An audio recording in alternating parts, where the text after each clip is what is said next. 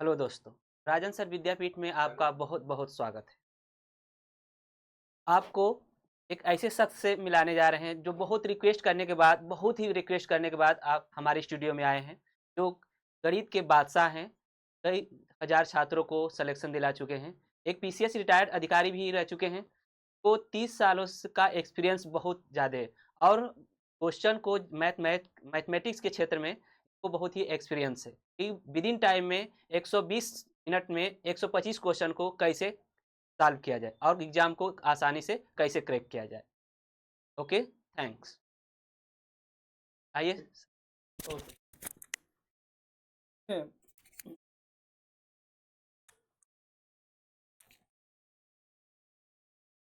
जो सबसे बड़ी समस्या आजकल बच्चों के सामने आती है और हम लोग जो एग्ज़ाम देते थे तब से भी यही बात था कि सबसे बड़ी दिक्कत ये है कि 125 क्वेश्चन को हम लोग 120 मिनट में कैसे हल करें। 125 क्वेश्चन को 125 क्वेश्चन में प्रश्न पढ़ते समय ही लगभग आपके 30 मिनट आपको उसके सोचने में लग जाते। तो मान के चलिए कि हमारे पास हल करने का सिर्फ 60 मिनट के आसपास जहां हम कर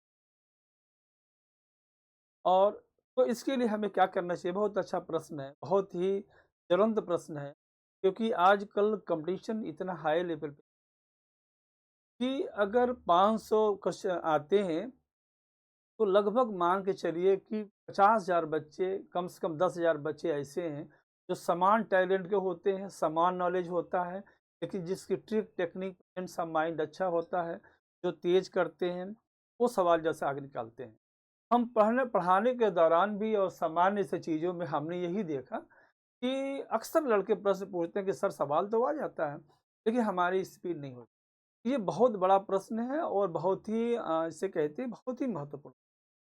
इसमें आपको 2 चीज़ें हम बताएँगे। सबसे पहला काम ये होना चाहिए कि आपकी मेमोरी अच्छी होनी। जैसे आप सवाल को करने जाते हैं, तो आपके सारे रिज़ल्ट आपको याद होने चाहिए, पहली बात। सबसे पहले मैं आप कहूँगा कि जो चीज़ आप पढ़ते हैं, वो पूरी तरह से याद होनी चाहिए। दूसरा बात, सवाल को जब हम लोग लगाते हैं, तो हम सवाल लगा लेंगे, ये आपके अंदर पूरी कॉन्फिडेंस आनी चाहिए। एक शब्द आता है कि आप सवाल को लगा लेंगे, ये कॉन्फिडेंस होना चाहिए, एक पॉजिटिव अप्रोच होना चाहिए, एक सकारात्मक सोच होना चाहिए। तीसरी बात ये है कि आपकी एक प्रेजेंट सा माइंड अच्छा होना चाहिए। हम सवाल को लगाएं कि सवाल को ना लगाएं, ये आपके साथ इसका एक डिसीजन मेकिंग पावर आपका होना चाहिए। Decision making power decision making power होना चाहिए कि हम सवाल को कैसे हल करें। अब दूसरी बात उसमें होता है, आपको धीरे-धीरे हम एक-एक पॉइंट से बात करेंगे। एक बात ये होता है कि अभी जब भी हम लोग सवाल को लगाते हैं, तो उसमें हम लोग ये देखते हैं कि सवाल को ज़्यादा हाथ ना चलानी पड़े, बल्कि आपको उसके मन में ही कैलकुलेट करने की कोशिश करें।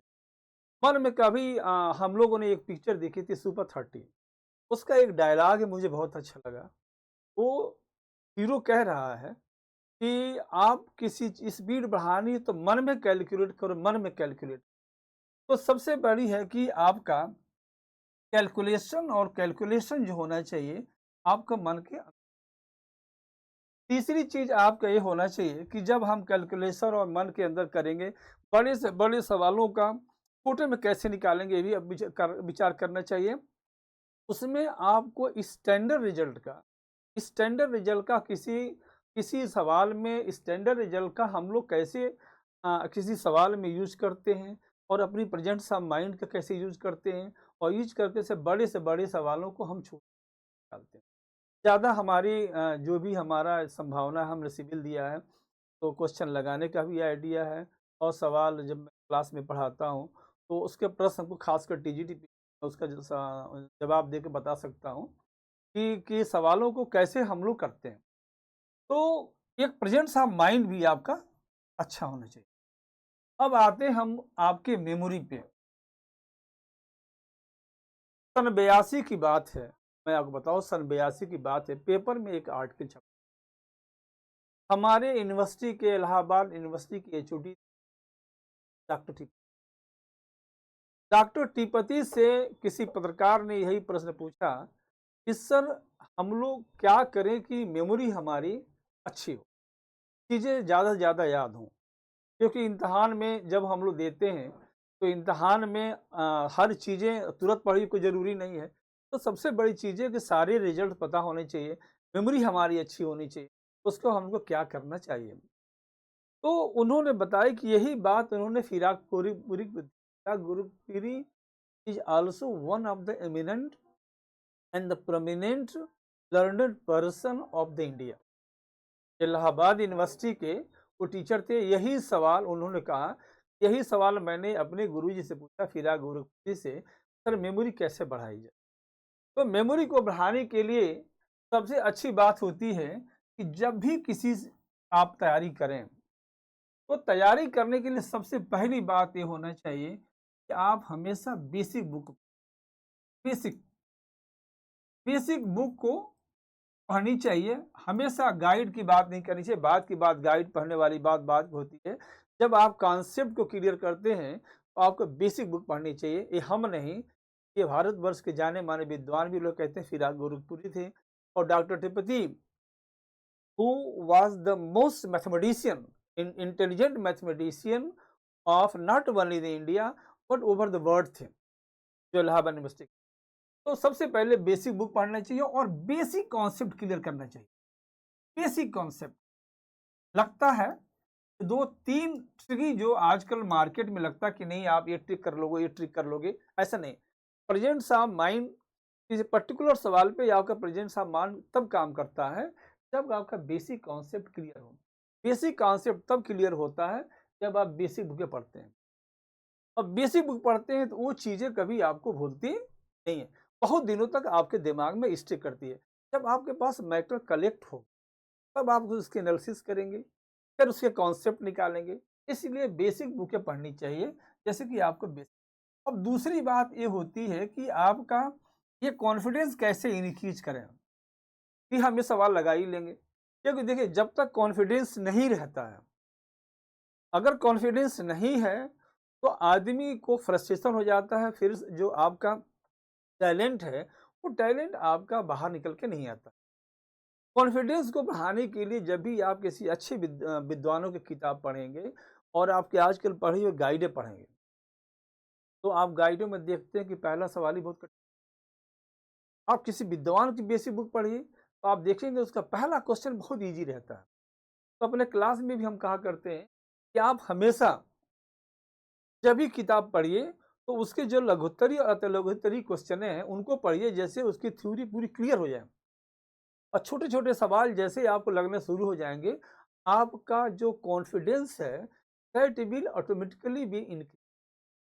और कॉन्फिडेंस इनकी कहा भी गया है, केकर ने बोला है कि until unless you are not the confident you can't be determined, and if you can't be determined then you can't be labour. और यदि आप लेबर मेहनत नहीं कर सकते हैं, अगर आप डिटरमाइंड नहीं है, कॉन्फिडेंस नहीं है, कॉन्फिडेंस नहीं है तो डिटरमाइंड नहीं होंगे, डिटरमाइंड नहीं होगा तो आप लेबर नहीं कर सकते। तो सबसे बड़ी चीज होती है कि आप बेसिक कॉन्सेप्ट पढ़िए, बेसिक बुकों से पढ़िए और आपके थ्योरी को क्लियर करिए। और जैसे जब थ्योरी क्लियर हो जाती है तो आपका वहां प्रेजेंट ऑफ माइंड आप। तीसरी बात हमने आपको बताया एक डिसीजन मेकिंग है। डिसीजन मेकिंग की बात हम ये करेंगे कि जैसे सवाल को हम देखते हैं तो 125 सवालों में 10-20 सवाल ऐसे होते हैं जो लंबा देखने में बड़ी इजी होते हैं, लेकिन लंबा होते हैं और कभी कभी कैलकुलेशन का फंस जाता है।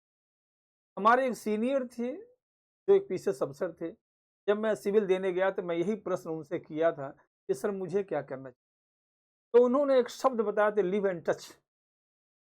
एक बताया था touch and leave.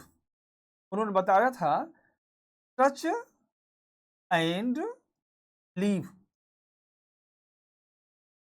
Touch and leave का मतलब ये होता है कि सवाल को देखिए और तुरंत डिसाइड करिए कि क्या हम सवाल लगा पाएंगे कि नहीं लगा पाएंगे, अन्यथा रूप से कहीं रखिए मत करिए। जब आपकी थ्योरी क्लियर होगी, बेसिक कॉन्सेप्ट क्लियर होगा, तुरंत आप अंदाज लगा लेंगे कि ये सवाल को करें या ना करें। अन्यथा कहीं सवालों में अगर इधर-उधर सवालों में फँस गए तो आपका टाइम ज़्यादा जाएगा और फिर आपका टाइम जो है इतना नहीं रह जाएगा, फिर फ्रस्ट्रेशन हो जाएगा। तो तीसरी चीज़ आपको बात किया था, इसके बाद से आपके पास क्या होना चाहिए मन में, तो आगे बढ़ाएँ? इसके बाद तीसरी बात आपको हम बताएँ कि मन में कैलकुलेट करने की आदत डालनी चाहिए। मन में मन में कैलकुलेट करने की आदत होनी चाहिए। एक सवाल हमने वो पढ़ा था, एक पिक्चर देखा था हमने, सुपर 30। सुपर 30 बड़ा सक्सेसफुल कोचिंग थी, उसके ऊपर पिक्चर बनी। तो उसमें एक डायलॉग हमने पढ़ा, ऋतिक रोशन का, वो कह रहा है कि मन में कैलकुलेट करो, मन में कैलकुलेट करो और मन में कैलकुलेट करने की आदत डालेंगे तो आपका होगा। इसके लिए मैं आपसे एक ही बात कहूँगा कि जब भी कोई चैप्टर खत्म हो जाए तो आप 50 क्वेश्चन पकड़िए और 50 क्वेश्चन को आप 50 मिनट में ही करने की कोशिश, कमरे पे भी। जब पूरा क्लियर हो जाए तो आप किसी गाइड का प्रश्न उठाइए और 50 क्वेश्चन को 50 मिनट में ही कोशिश करिए और 50 क्वेश्चन मारिए। वो कोई क्वेश्चन ऐसा ना सोचिए कि ना मारना हो, जब ना आए तो भी मारिए। तो ऐसा होगा कि 10 क्वेश्चन ऐसे होंगे जो आपने नहीं हल किया और उसको किसी न किसी बेस पे मन में सोच करके अचानक मारेंगे।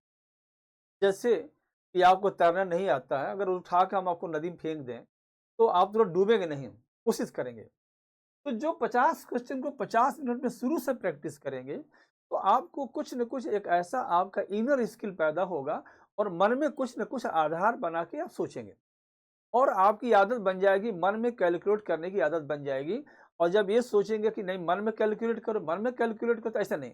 आप पढ़ाई करते समय भी जब भी आप सवाल करिए, जब भी प्रैक्टिस करिए तो आप 50 क्वेश्चन को जब पूरी तरह से आपको तैयार हो जाए तो 50 क्वेश्चन को 50 मिनट के अंदर ही हल करने की, तो आपके मन के अंदर कैलकुलेशन करने की आदत बनेगी और एक्यूरेसी के साथ एक आदत आपको आगे निकल, जो आपको स्पीड बढ़ाने में बहुत ही सहायक होगा। तो इस तरह से मैं कहूँगा कि ये तब हो पाएगा जबकि आप with in limit 50 question decide करके और 50 क्वेश्चन हल करिए, चाहे रॉन्ग या राइट, और 50 क्वेश्चन मारिए और जब क्लियर हो जाए उसके बाद उसको आप। तीसरी बात आपको हमने बताया था कि presence of mind, presence of mind भी आपका होता है कि प्रेजेंस ऑफ माइंड आपका कैसा है। जैसे देखिए, जब सवाल हल करते हैं हम लोग, गणित हल करते हैं, मैं 2018 में एक सवाल आया, 2018 में एक सवाल आया था, एक्स स्क्वायर प्लस और एक्स प्लस 6 इक्वल टू 0। देखिए, मैं अपने क्लास में भी लोगों को उदाहरण देता हूँ। ये सवाल 2018 में, ये 2018 में एलटी में ये प्रश्न आया। अब इस सवाल को लगाने का जो बेसिक रूल है, बहुत कुछ है। एक बार मानते एक्स ग्रेटर देन 0 होगा तो क्या होगा, एक्स इक्वल टू 0 होगा तो 3 कंडीशन हम लोग मानते हैं। एक्स ग्रेटर देन 0 होगा तो क्या होगा, एक्स इक्वल टू 0 होगा तो क्या होगा, और तीसरा हम लोग मानते हैं एक्स लेस देन 0 होगा तो क्या होगा। फिर इसको हम लोग हल करते हैं और निश्चित रूप से जितना भी जल्दी करेंगे तो ये सवाल, लेकिन क्या है, इसमें कमी है। ऐसे आपको 5-10 क्वेश्चन मिल जाते हैं। वो कमी क्या है कि आप देख सकते हैं कि आप भले ही आपने नहीं पढ़ी है, आपने भले ही नहीं पढ़ी है, लेकिन आप देख सकते हैं कि ये जो सवाल है ये भी एक पॉजिटिव संख्या है, ये भी एक पॉजिटिव संख्या है और ये भी एक पॉजिटिव। अगर किसी भी दुनिया के पॉजिटिव संख्या को जोड़ेंगे वो किसी भी कीमत पे 0 नहीं आएगा। अब देख रहे आंसर आ जाना चाहिए। इसका मतलब है कि बिना लगाए हम लोग इसका आंसर मार सकते हैं और बिना लगाए आंसर मार के हम बता सकते हैं इसका सॉल्यूशन एग्जिस्ट। एक दूसरा सवाल हम आपको बताते हैं, अक्सर लड़के गणित में हम लोग टीईटी पीटी में बता रहे हैं आप, जैसे कि मैं बहुत सिंपल सवाल लूंगा। एक सवाल है, जैसे मान लीजिए कि आपको डिफरेंशियबिलिटी चेक करनी है, आपको डिफरेंशियबिलिटी चेक करनी है, F of X is equal to X square plus 1, X minus 1, X greater than equal than 1 and X less than. हमको चेक करनी है डिफरेंशियबिलिटी। अब देखें, डिफरेंशिएबिलिटी चेक करनी है, तो आप तुरंत लेफ्ट हैंड डेरिवेटिव और राइट हैंड डेरिवेटिव नहीं निकाल, ये बात अलग है कि आप लेफ्ट हैंड डेरिवेटिव निकालेंगे, राइट हैंड डेरिवेटिव निकालेंगे, क्वेश्चन आ जाएगा, बिल्कुल आ जाएगा। लेकिन आप लेकिन जब फंक्शन डिफरेंशिएबल वही होता है जो कंटीन्यूअस होता है, कंटीन्यूअस के बाद वो डिफरेंशिएबल होता है। लेकिन अगर कोई फंक्शन कंटीन्यूअस नहीं है तो किसी कीमत पर डिफरेंशिएबल नहीं होगा। ये बहुपद है और बहुपद में इसकी लिमिट निकालेंगे तो अगर वैल्यू बराबर है तो इसकी लिमिट एग्जिस्ट कर जाएगी। तो आप इधर देखेंगे कि अगर यहाँ चेक करेंगे तो यहाँ आपका होगा, अगर वैल्यू चेक करेंगे तो यहाँ आ जाएगा आपका, इसका मान रखेंगे तो ये हो जाएगा 0, क्योंकि वैल्यू ही बराबर नहीं है तो इसकी लिमिटिंग वैल्यू बराबर नहीं होगी। और जब लिमिटिंग वैल्यू बराबर नहीं होगी तो फंक्शन हमारा कंटीन्यूअस नहीं होगा, और कंटीन्यूअस नहीं होगा तो फंक्शन हमारा डिफरेंशिएबल नहीं होगा, बिना कलम चलाया कर सकते हैं। तो ये तब हो पाएगा जबकि आपको कहीं अगर यूज करते हैं तो कहीं आपका एक प्रेजेंट सा माइंड होना चाहिए, बेसिकली क्लियर होना चाहिए। तो मैंने आपसे बताया कि सबसे पहले आपको बेसिक कॉन्सेप्ट क्लियर करिए, इसके लिए बेसिक बुकें तैयार करिए, आपकी मेमोरी अच्छी होगी, आपकी प्रेजेंट का माइंड अच्छा होगी। दूसरा ये हो जाता है कि आप स्टैंडर्ड रिजल्टों का यूज करने की कोशिश करिए। अगर कोई सवाल आपका आता है तो उसमें जो स्टैंडर्ड रिजल्ट्स हैं, थ्योरम हैं, उनका यूज करके हम लोग कभी-कभी बड़े से बड़े क्वेश्चनों को हम लोग छोटे में हल कर लेते हैं। तो आप स्टैंडर्ड सवालों का यूज करें और सवाल देखते समय आप बात करें कि वो सवाल हमारा हल करने लायक है कि ओके, थैंक यू। फिर हम दूसरे में बताएंगे और मुझे क्या करना चाहिए।